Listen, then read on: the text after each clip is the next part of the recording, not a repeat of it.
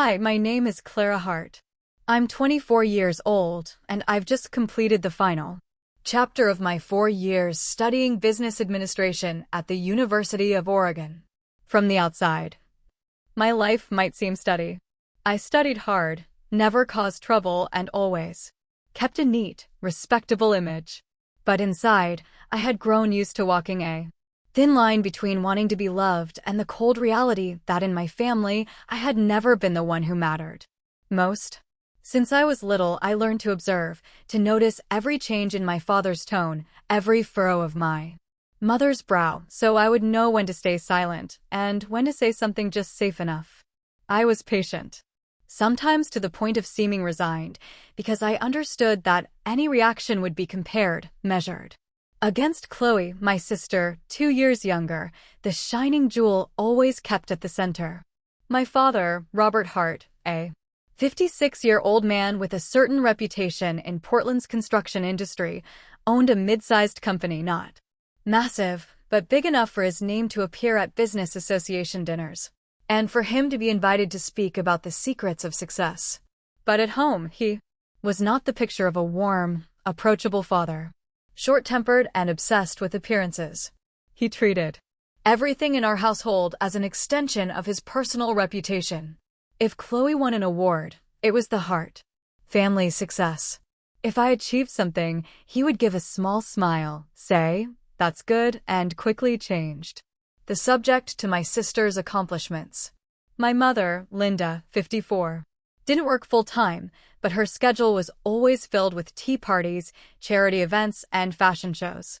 She had a polished way of speaking, always smiling in public, but she never hesitated to give me sharp remarks when no one else was around.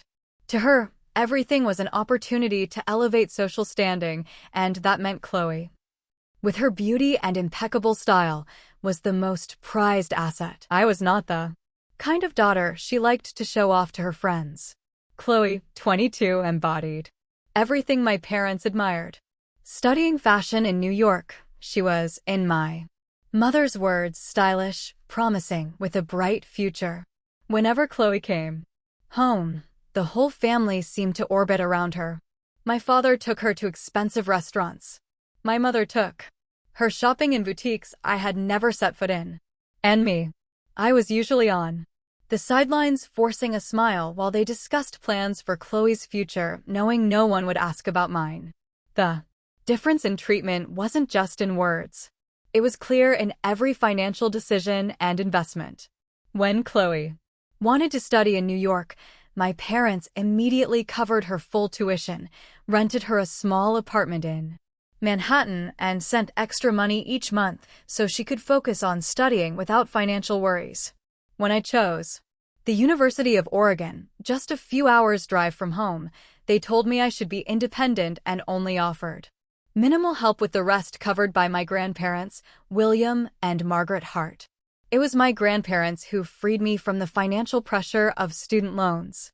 They not only covered the remainder of my tuition, but also sent money for books, living expenses, and sometimes small gifts during the holidays. But the greatest help wasn't financial. It was in their unconditional trust and support. William and Margaret lived in a 2-story wooden house on the outskirts of Portland with a backyard full of lavender and dozens of apple trees. It was the place I ran to whenever I felt I didn't belong in my parents' home. They never compared me to Chloe, never asked why I didn't do this or that. Like my sister, they listened, remembering every small detail I told them, from my favorite subjects to my little worries about the future. To me, they were not just a source of comfort, but proof that unconditional family love could exist, something I had never received from my parents. I still remember those summer mornings at their house when my grandfather would wake me early to go into the garden to pick fruit, working as he told me stories about the early days of starting his business with just 3 workers. My grandmother taught me to cook dishes I had never seen on my parents' dining table, smiling as she reminded me, cooking isn't just about recipes. It's about love. Those days made me feel part of something warm and lasting. But returning from their home, everything fell back into the usual pattern. I became the ordinary daughter. In my parents' eyes, never remarkable enough to be noticed, but always expected to step in if Chloe needed something. Over the years, I had learned not to expect much from them, placing my trust instead in myself and in my grandparents. I didn't know that just a few months after graduation, everything would change completely, and the only fragile bond left between me and my family would be torn apart in a single afternoon. My graduation day came on an early June morning when the air in Eugene was just warm enough for sunlight to stream through the trees, yet still carried a trace of coolness. I woke earlier than usual, carefully preparing the gown and cap I had dreamed of wearing since high school. It should have been a family reunion, a day when everyone came together, took photos, hugged, and celebrated the years of hard work. But even in the planning stage, I knew that wouldn't happen. A week earlier, my mother had called, her voice laced with a hint of false regret, telling me that she and my father were very sad, but couldn't attend my graduation because they had already booked tickets to New York for Chloe's Fashion Week. She added that it was an opportunity she couldn't miss because she'd get to meet top designers. And me? I just nodded over the phone, keeping my voice calm. I understand. Deep down, I knew exactly where I stood on my parents' list of priorities. That morning, the University of Oregon campus was a sea of green gowns filled with laughter and cheers from families gathered for photos. I walked through the crowd, forcing a smile even though I knew my family's seats would remain empty. My classmate Sarah had her parents, siblings, and even her grandparents fly in from Texas to cheer her on. I had only a few close friends there to congratulate me. When my name was called and I walked across the stage to receive my diploma, I felt a gaze on me from afar. At first, I thought it was my imagination until I saw a man standing near the exit dressed in a light gray suit holding an envelope. He gave a slight nod when our eyes met. After the ceremony, as the crowd began to thin out, the man walked toward me. "Clara, a heart?" he asked, his voice deep, clear yet gentle. I nodded. "I'm Jonathan Miller, attorney for William and Margaret Hart. We need to talk." The moment I heard my grandparents' names, a lump rose in my throat. It had been a month since they passed away in an accident on their way home from the farm in Yamhill County. A truck had lost control and hit them head-on while they were driving along a narrow mountain pass. The police said it happened so quickly they didn't have time to feel pain. But for me, the grief was still raw, as if just yesterday I had heard my grandmother's voice on the phone reminding me not to forget my coat when going out. Jonathan handed me a business card, then said, "Your grandparents left specific instructions in their will, and it's time we carry them out." He invited me and my family to his downtown Portland office over the weekend for the reading of the will. At that, I felt a flicker of confusion. I had never thought about inheritance or property. In my mind, my grandparents' estate would naturally be divided among my father, my aunt, and perhaps a portion to the grandchildren, meaning Chloe and me. The idea that they might have left something solely to me had never crossed my mind. But there was something in Jonathan's manner that made me feel this was more serious than usual. He didn't give any more details, only told me to be there on time. That evening, I sat alone in my apartment, staring at photographs of my grandparents. One was taken just last spring in their backyard, when the lavender had just begun to bloom. My grandmother was smiling brightly, and my grandfather had his arm around my shoulders as if to say, "You're our pride and joy." The memory was both comforting and bittersweet. I recalled the times they had gently reminded me, "If anything ever happens, remember Jonathan Miller," but I had never asked for specifics. I thought it was just their way of making sure paperwork was in order as they got older. Now each of those words felt like a piece of a puzzle whose picture I couldn't yet see. 2 days after graduation, I made my way back to Portland to prepare for the meeting at the law office. Walking into the city without my grandparents there felt strange, familiar, yet missing something I couldn't name. I passed streets my grandfather used to drive me down when I was little, bakeries my grandmother loved to visit every Saturday morning, Everything was still there. And yet everything had changed.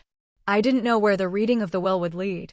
Only that this would be the first time since the funeral that my family and I would sit together in the same room. The night before the meeting, my mother called to remind me not to dress too plainly because it's still a lawyer's office. You need to make a good impression.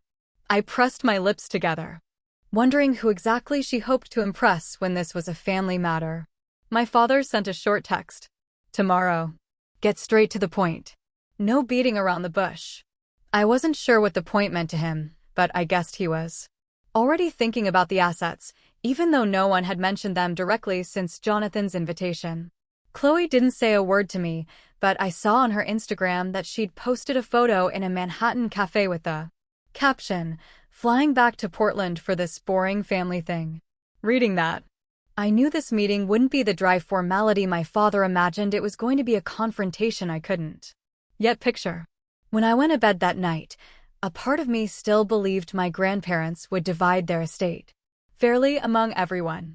They had always taught me about kindness, fairness, and mutual respect. I told myself that, even though my father's relationship with them had been strained, they wouldn't cut off their own son. And I, as their granddaughter, would likely receive only a symbolic portion. But I underestimated their thoroughness and their resolve. I didn't know that the next morning when I stepped into the warm wood-paneled office of Jonathan Miller, I would hear words that would leave my entire family stunned and send my life down a completely different path. That morning, Portland's sky was heavy and gray, like it was wrapped in a thin veil of fog with a light drizzle falling over the cobblestone street outside the old building that housed Jonathan Miller's office.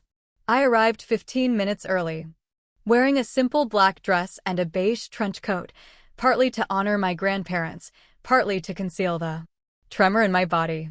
Inside, the scent of aged oak and faint peppermint tea gave me a brief, unexpected comfort, but it didn't last. Jonathan met me in the hallway, shook my hand lightly, and said quietly, "Thank you for coming early, Clara.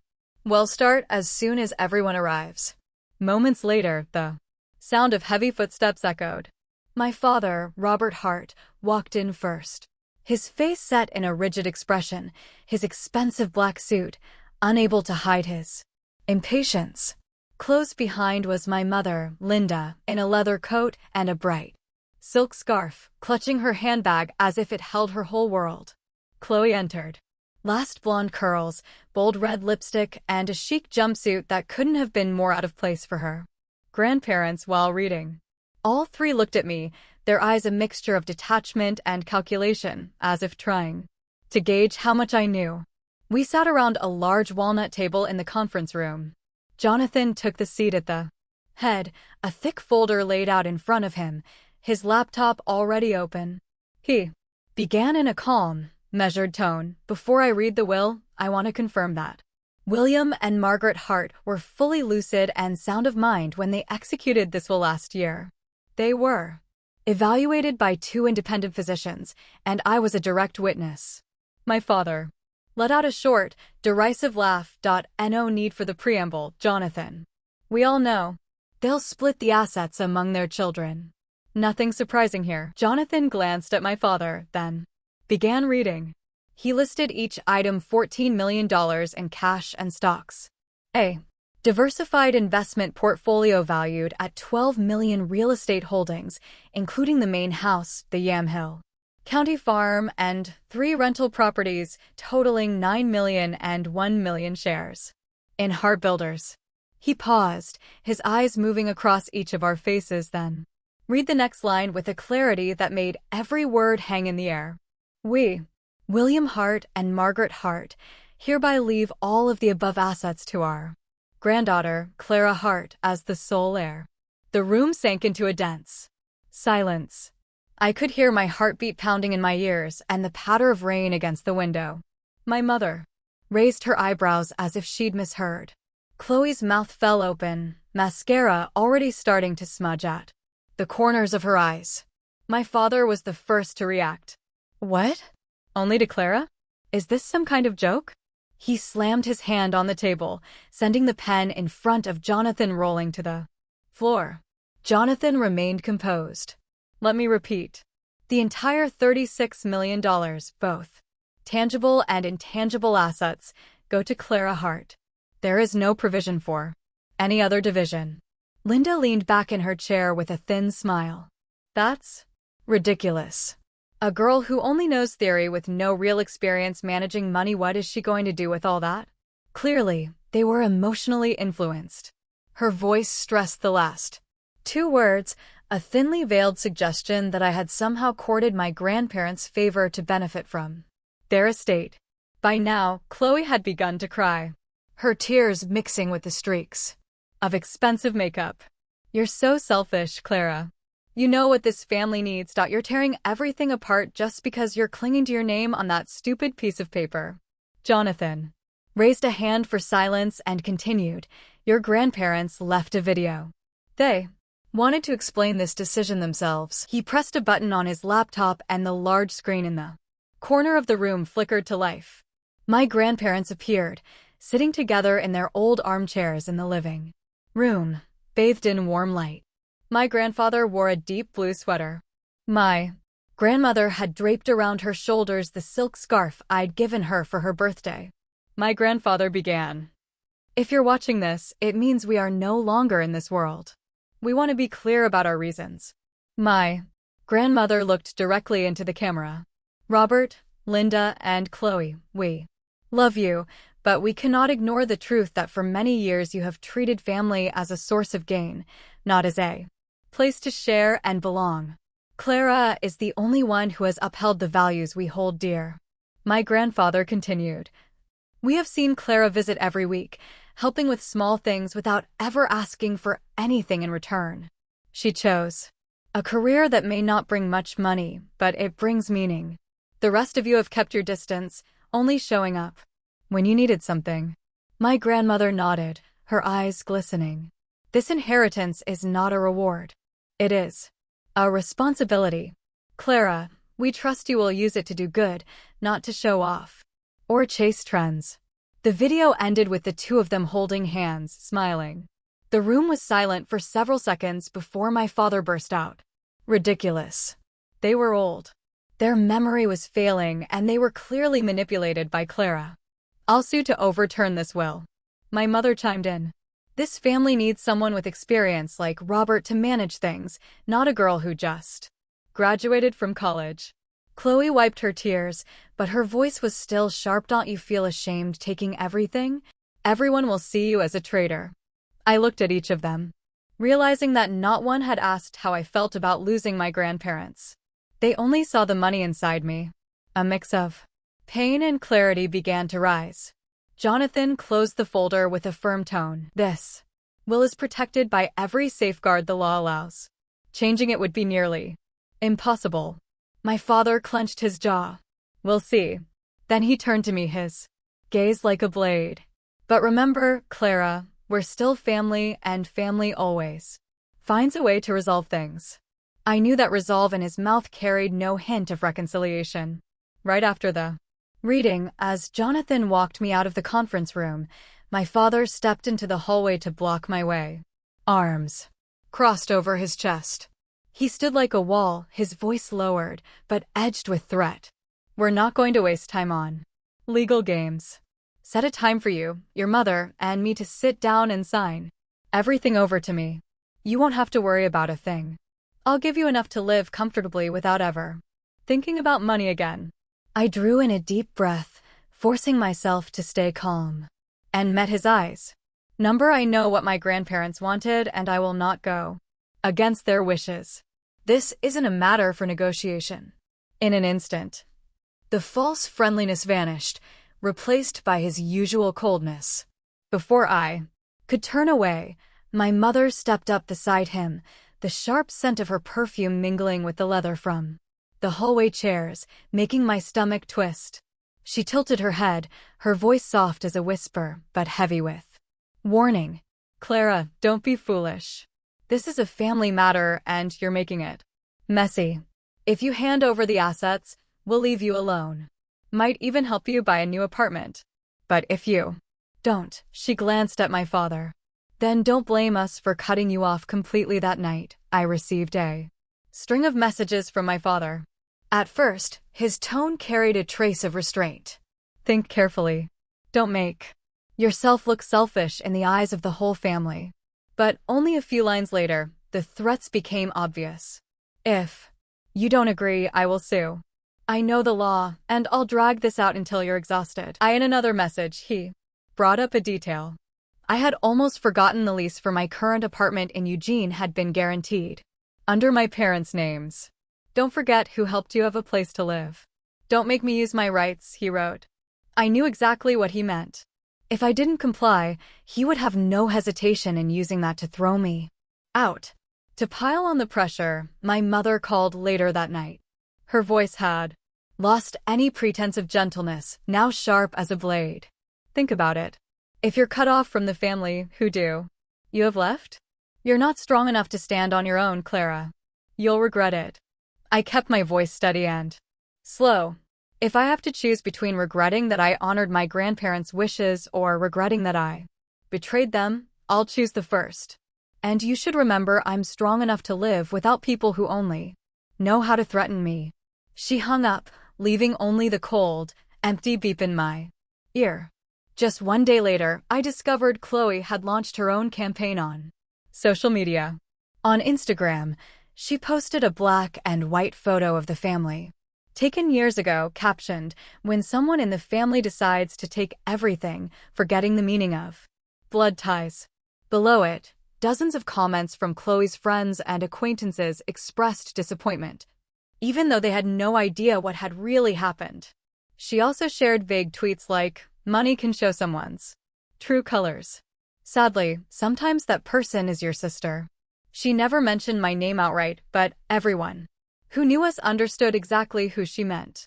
The rumors spread faster than I expected. A few mutual friends began texting me, asking if it was true that I wasn't giving the family a single cent. Others stayed silent, clearly swayed by Chloe's one-sided version of the story. I felt as though I'd been dragged into a public trial, accused before I could even open my mouth to defend myself. Jonathan called me that afternoon, his voice calm but firm. "Clara, I know your family is putting pressure on you. Don't sign anything and don't respond publicly online. Your grandparents anticipated this, and we will handle it in a way that leaves them with no ability to harm you." That night, I received one more message from my father. "You have 48 hours to decide. After that, don't blame us for cutting you off."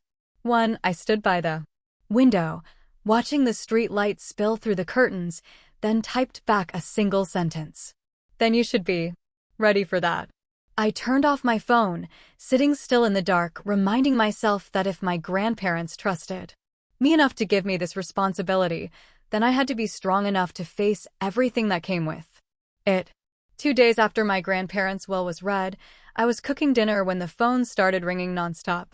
My father called, his tone curt and without preamble. "Pack your things now. You need to be out of the apartment tonight." I thought I'd misheard, but he repeated it this time even more clearly. Like an order. When I asked why, he answered bluntly, "The lease is under our name. From now on, we don't want to be involved. Better you leave now before it becomes a problem." A chill ran down my spine, but before I could say anything else, he hung up. Less than 10 minutes later, my mother called not to explain, but to drive the point home. "Take what you need. The locks will be changed in the morning." Her voice was flat without a trace of hesitation, as if she were talking about a routine household chore. I knew then that any pleading or arguing would be useless. I packed in a day's clothes, a few folders, my laptop, and a handful of small keepsakes. Most of the furniture and books I left behind. I didn't have the strength to carry them. The apartment, already modest, now felt emptier and colder than ever. Pulling my last suitcase to the door, I felt as if I were leaving a part of my life, not because I loved the place, but because it represented the small piece of independence I had managed to build. Out in the parking lot, I sat in my car, hands on the steering wheel, my mind blank. I had nowhere to go. Hotels required a credit card limit I didn't have, and my friends all had their own lives. Then I remembered the key to my grandparents' house that Jonathan had given me after the will reading. It was tucked neatly into the small inner pocket of my bag, attached to a wooden heart-shaped keychain my grandmother had carved by hand. Just the thought of it made my heart beat faster. I took a deep breath, started the engine, and headed toward Portland. The road to my grandparents' house was dim and misty, light rain streaking across the windshield in blurred trails. I drove slowly, remembering all the times I'd sat in the passenger seat next to my grandfather, listening to his stories as he drove me home after Sunday dinner. When I turned onto the familiar street, the two-story wooden house appeared under the warm glow of the street lamp. The wind chime still hung from the porch, swaying gently in the breeze. I stopped in front of the gate, clutching the key in my hand, feeling both anxious and comforted when I slid the key into the lock. The soft click made me feel as though I had stepped back in time. The door swung open and the familiar scent washed over me. The mix of old wood and lavender my grandmother always kept in a porcelain jar by the shoe rack. Everything inside was just as it had been the last time I was here.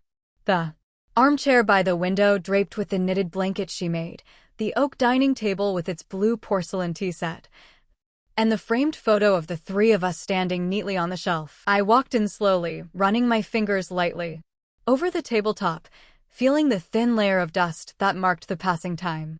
Memories of warm dinners, my grandfather's laughter as he told an old story, my grandmother's hand resting on my shoulder as she brought out dessert. All of it came rushing back so vividly I could almost hear them. Standing in the middle of the living room, I closed my eyes, letting those images and sounds fill my mind completely. That night, I didn't turn on all the lights, just the small lamp in the living room, then curled up in the armchair wrapped in the knitted blanket. Rain tapped softly against the windows. And for the first time all day, I felt safe, not because this was a house, but because it was my grandparents' house. The only place left that still held the remnants of real love. I knew that from this moment on, I would have to protect it, not just as an asset, but as a piece of memory and values my grandparents had entrusted to me. The next morning, I was sitting at the small kitchen table, sipping black coffee and watching Portland's dim gray light filter through the window when a knock sounded at the door. I froze for a second. I hadn't told anyone I was here. When I opened it, Jonathan Miller stood there, his black trench coat speckled with fine raindrops. He stepped inside, set his briefcase on the table, and looked straight at me with a grave expression. "Clara, we need to talk right now," he began, his voice deep and decisive. Jonathan pulled out a chair, sat across from me, and opened the case. Thick stacks of documents were neatly arranged, clipped together with USB drives and memory cards. "Your grandparents anticipated all of this," he said. "They knew Robert and Linda would never accept the entire estate going to you, and they prepared to protect you from any action they might take." I sat still, feeling both grateful and slightly chilled, as if my grandparents were still here, shielding me even after they were gone. He began laying it out piece by piece. A series of legal filings, property ownership documents, the share registration contracts for Heart Builders, all signed and properly notarized. There were also handwritten letters from my grandparents to Jonathan clearly explaining their reasons for naming me as sole heir. These letters express their wishes and reasoning. "They'll be invaluable if there's ever a dispute," Jonathan explained. I reached out to touch the pages, my grandmother's familiar handwriting appearing before me, neat and elegant. Next, he opened a small aluminum case containing hard drives and memory cards. "This," Jonathan said, lowering his voice, "is evidence. The new security camera system your grandparents had installed last year. It clearly shows Robert and Chloe coming here after the funeral before you arrived and taking several items." My chest tightened as Jonathan plugged in a USB and pulled up the footage. On the screen, my father rifled through the glass cabinet in the living room while Chloe stood beside him holding a large handbag, slipping inside. Jewelry pieces I knew belonged to my grandmother. They assumed the old system was still in place, the one Robert had installed years ago with plenty of blind spots. But your grandparents replaced it with a newer model and entrusted Carlos to oversee it. Jonathan said the name. Carlos brought back memories. Carlos Vega, the caretaker who had been with my grandparents for over 20 years. Jonathan gave a faint smile. He's still in the small house behind the garden. He knew you'd come here and has agreed to help you in any way you need. Jonathan explained that my grandparents treated Carlos like family, trusted him completely, and often left him in charge of important documents when they traveled. Jonathan continued, aside from Carlos, you also have the support of Sarah, the CEO of Heir Builders, and Ruth Allen, the longtime accountant and investment manager. Sarah has been with the company for over 15 years, loyal to the philosophy and values your grandparents built. She will help ensure that your shares and rights in the company are never compromised. As for Ruth, she manages the entire investment portfolio and will guide you through understanding how to handle these assets. He slid another folder toward me. Inside were copies of my grandmother's journals, each page meticulously recording family events. I read an entry she had written not long ago.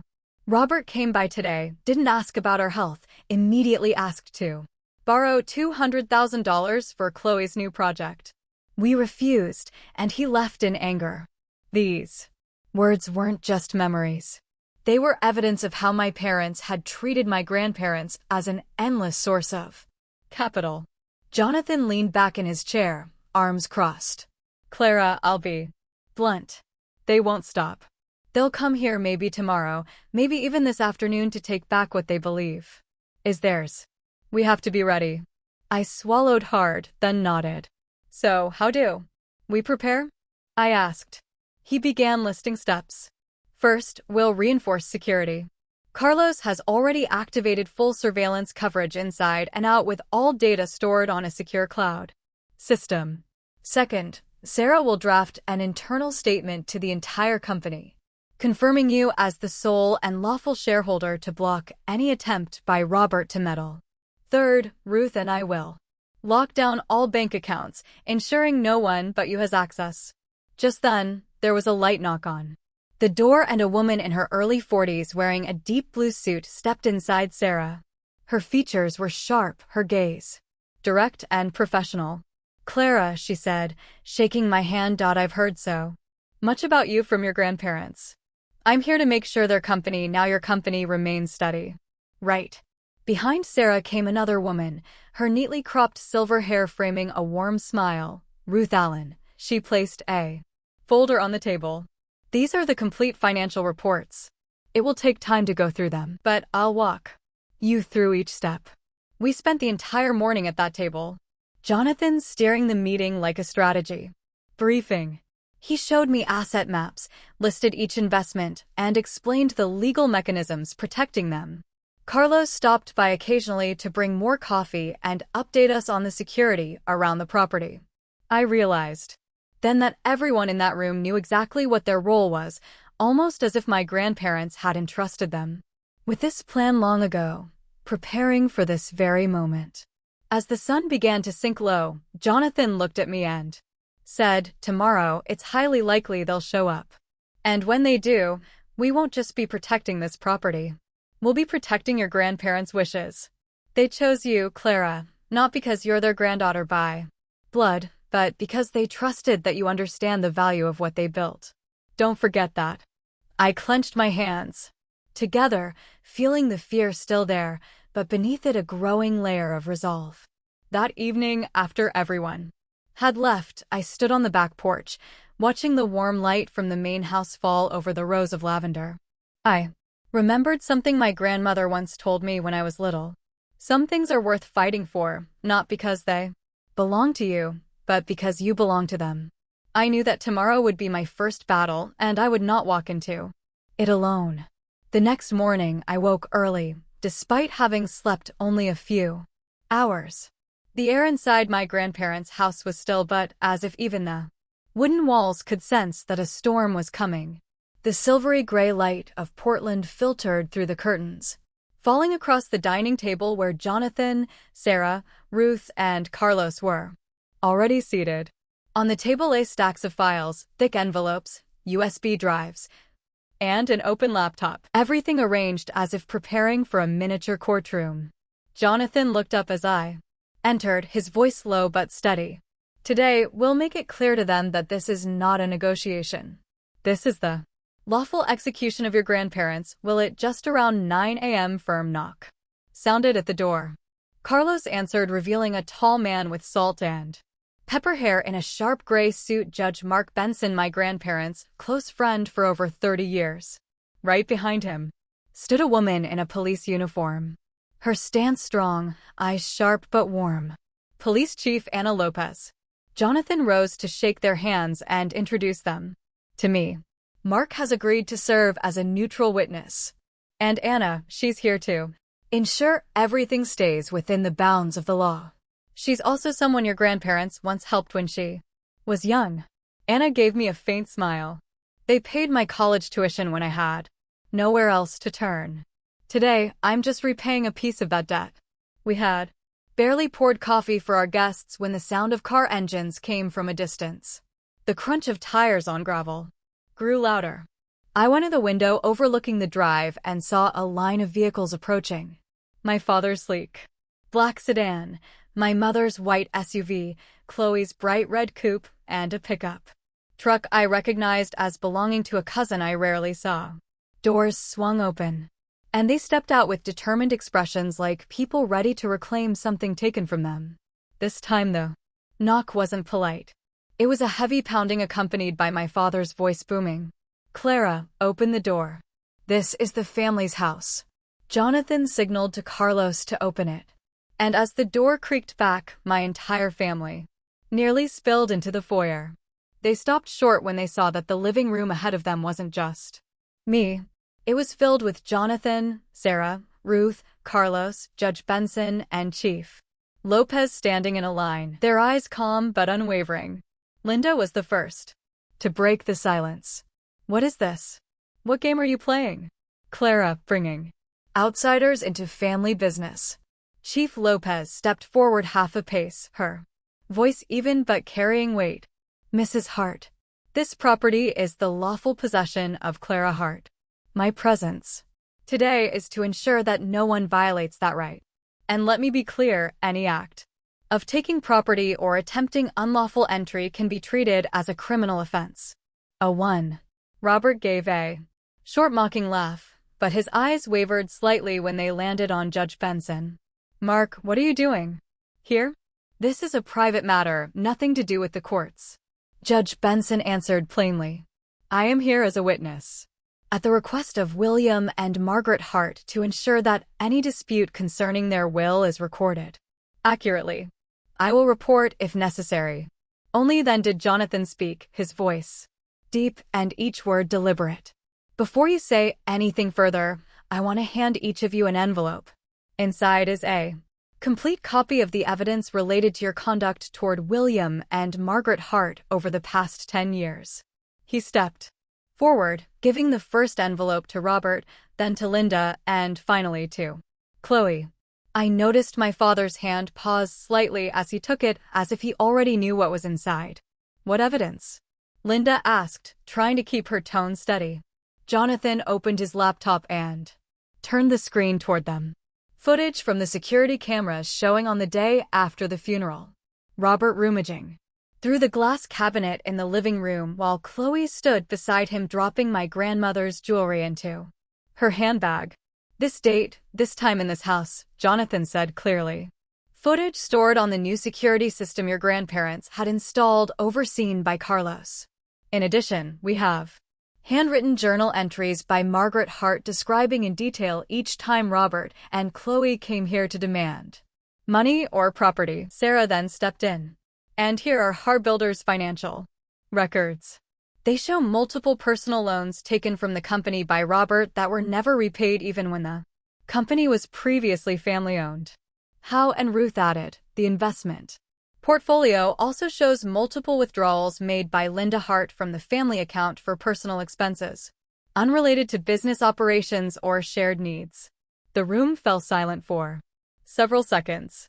The only sound, the rustle of paper as my parents opened the envelopes and looked inside. I saw confusion flash across my father's face while my mother flushed red, her lips pressed tightly together. Chloe held her envelope but didn't open it. She simply glared at me, trying to humiliate the whole family. Is that it? You think this stack of papers is going to keep you safe? Chief Lopez arched an eyebrow, her tone now sharper. Miss Chloe, this is not a stack of papers. These are documents that could become evidence if this matter goes to court. And I advise all of you to understand that from this point forward, any action that violates the law will be dealt with immediately. 1. Robert set the envelope down on the table, glancing around the room as if searching for an escape route. We don't have to make this such a big deal, he said, his voice far less forceful than when he first arrived. But Jonathan didn't allow him to steer the conversation. This has been a big deal for a long time, Mr. Hart. Today is simply the day everyone is forced to face it. I had stayed silent from the beginning, watching everything unfold, feeling each layer of emotion pass through me. Fear, tension, and then gradually relief. Relief that I was no longer standing alone. They could raise their voices. They could threaten. But this time, I had a wall of people and the truth standing between me and them. I took a long, deep breath, letting the tension leave with it, and then rose to my feet. The room went utterly still. Every eye fixed on me. I looked directly at my parents and Chloe, my voice slow but steady, without a trace of a tremor. The only condition for me to maintain any relationship with this family is that you fully respect my grandparents' will. End immediately every action, every threat, every attempt to take this property. If you can't, then we have nothing left to say to each other. My father raised his eyebrows slightly, as if he still wanted to argue, but the looks from Judge Benson and Chief Lopez made him stop short. My mother's eyes flicked to Jonathan, then to the thick envelope in front of her as though calculating. Chloe crossed her arms, lips pressed tight, but I could see the hesitation in her eyes. For the first time since walking in, she seemed to realize she no longer had the freedom to act as she pleased. Jonathan opened a folder and placed several stacks of papers on the table. These are prepared restraining orders, effective the moment they're signed. If anyone violates them, the consequences will be legal, not family business.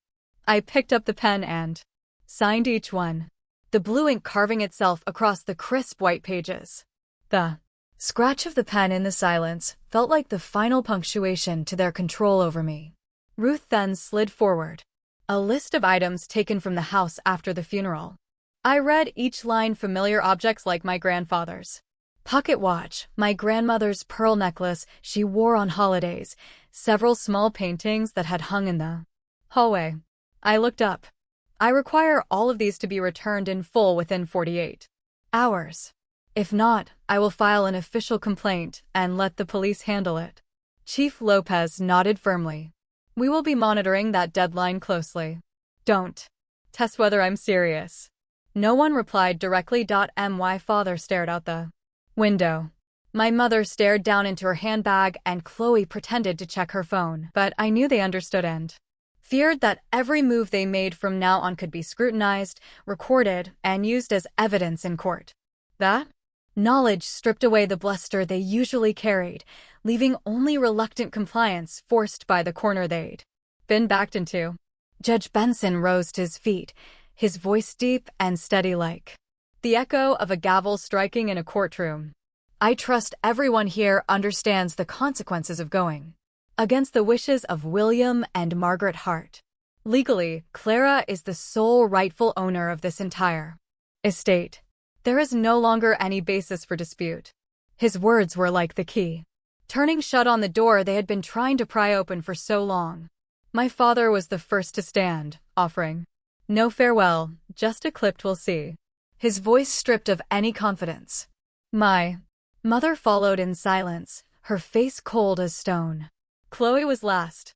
She paused, looking at me as if about to speak, then simply let out a short huff and turned away.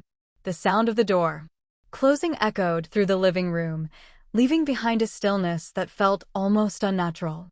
I stood there for a few more seconds, feeling each layer of tension dissolve. Sarah gave a faint smile. That was the hardest part. Jonathan gathered the documents and nodded.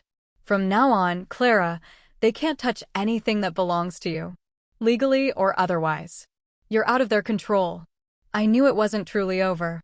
They might try to find new ways to circle back. But in that moment, one thing was clear.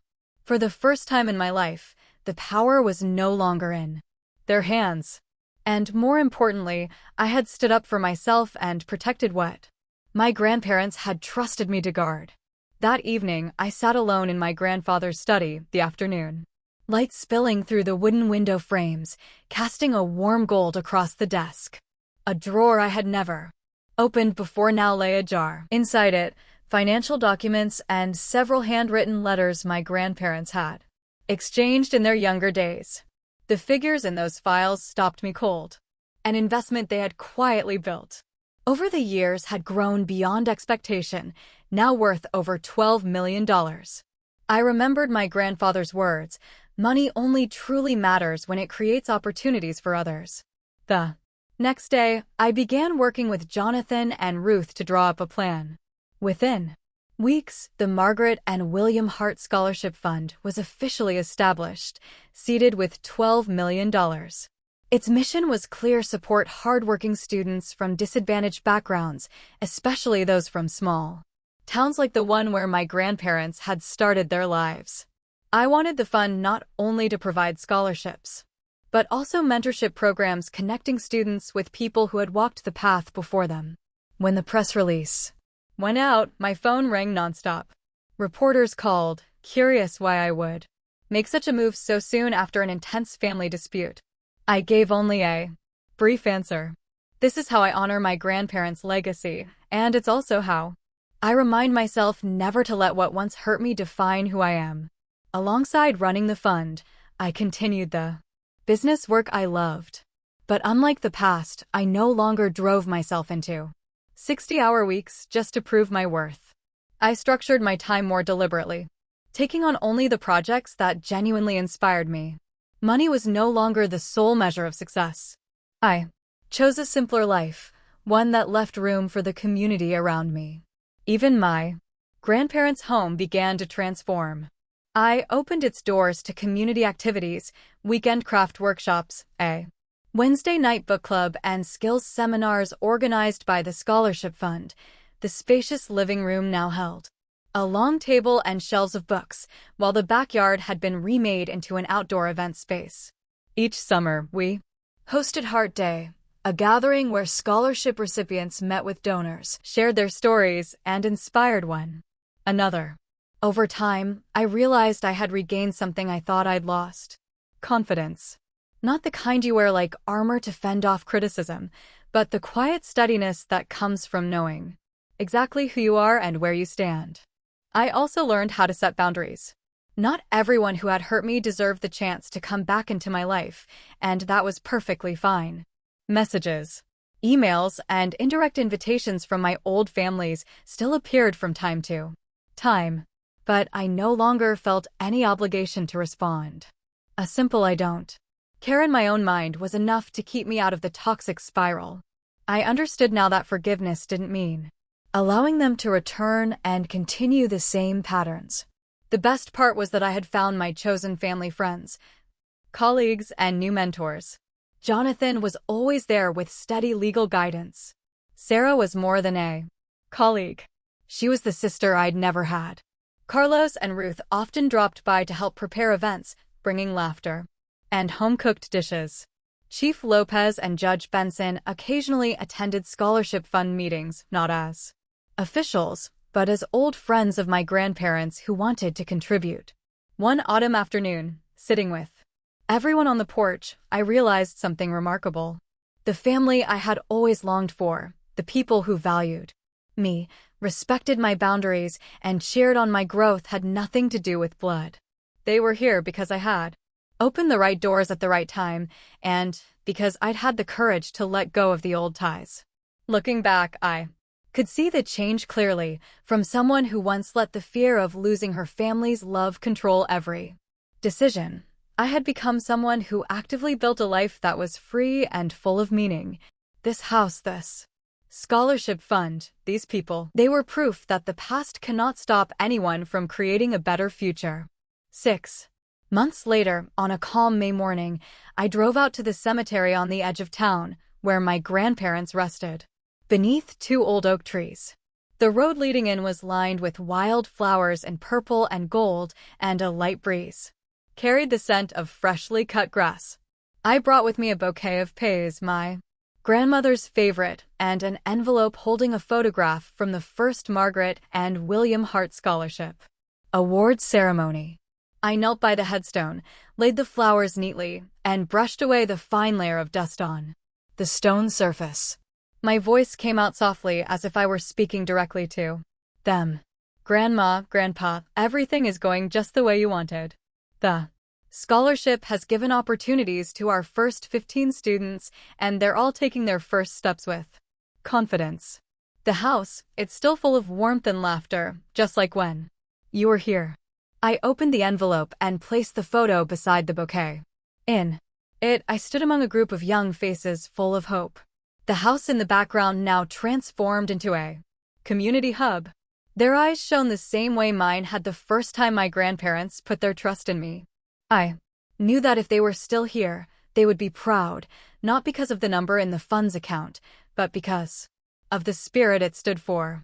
I sat there for a long time, and it became clear to me the real value I had regained wasn't in the $36 million or any legal clause. All those numbers in the end were only tools. What mattered most was freedom. The freedom to choose the life I wanted, the freedom to say no to what hurt me, and the freedom to build what I believed was right. I had regained a community, a small but steadfast circle of people who weren't bound to me by blood, but who loved and respected me unconditionally. And above all, I had regained my dignity, the very thing my old family had once tried to strip away through contempt and control. I remembered the years before when a single word or glance from them was enough to make me doubt myself. I had lived for so long just to prove I was worthy of love, even at the cost of my health, my time, and my dreams. But now I no longer had to prove anything to anyone. I was myself, and that was enough. Before leaving the cemetery, I placed my hand on the headstone and whispered, "Thank you, Grandma and Grandpa, for trusting me, for leaving me not just an inheritance, but the belief that I could write the rest of my story on my own." On the drive home, I thought of the people hearing this story. Maybe you've been in my place, pressured to give up what is yours, told your worth doesn't count because you didn't follow the path your family wanted. If you're in that cycle, now I want you to remember this. You have the right to protect your legacy, your time, your work, and your worth, even in the face of pressure from the people closest to you.